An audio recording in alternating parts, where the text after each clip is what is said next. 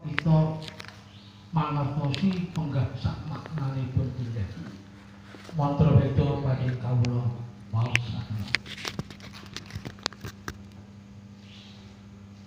Ana kitung rumeksa ing wengi teka ayu luputa ing lelara luputa bilahi kabeh jem setan tatang buron panuhan tan ana wahani miwah panggawe ana gunane wong luput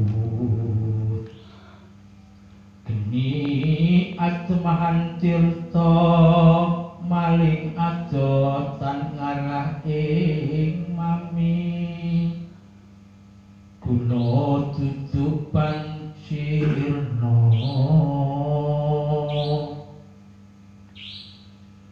saking ora pansamya bali keng ngomong pansami miruda welas ase pandulune saking brojo luput kaji kapuk tibaning wesi saking wisata satu galak luluh kayu aing lemah sangar sohing landakuane wong lemah miring yang pakiponing merak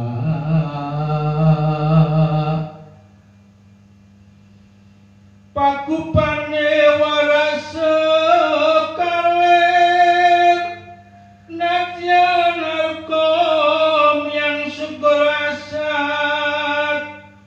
temahan rahayu kabeh apan sarira ayu ing mitran praha widodari rineksa malaikat sekabeh ya rasul binayungan yang sukma ati adam utekku bagindo esih pangucapku yang Musa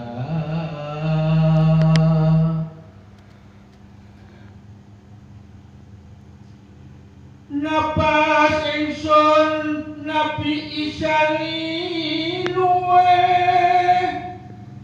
Nabi Yakub pamirsane wong Yusuf ing rupaku mangke Nabi Daud suaraku yen Sulaiman kasekten mami Ibrahim nyawane ing wang Idris ing rambutku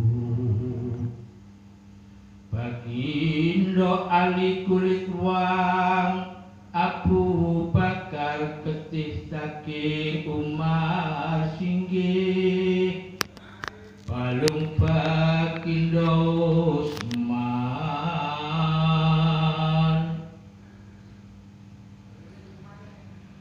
sungsung ingsun Fatimah luwe Siti Aminah panyunyangga ayo ping ususku mangke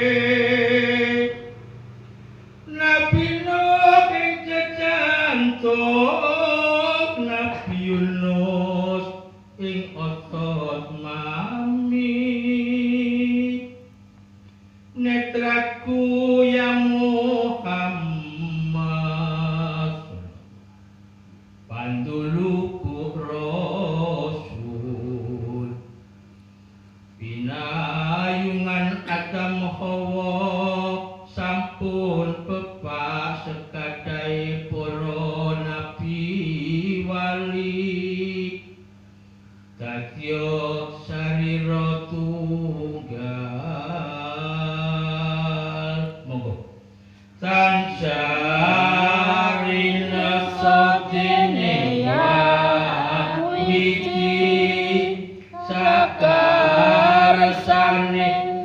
rinaksote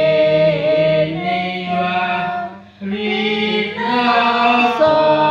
ing jalma kabeh sangsari naksotene yawiti sakarsane rinaksotene rinakso ing jalma kabeh sangsari naksotene yawiti sakarsane rinaksotene rinakso ing jalma kabeh.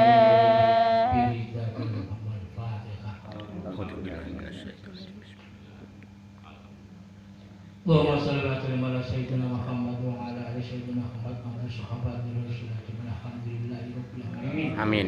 Asyhadu an la ilaha illallah astaghfirullah as'aluka ridhaka wa jannata wa a'udzubika min sakhatika wan nar.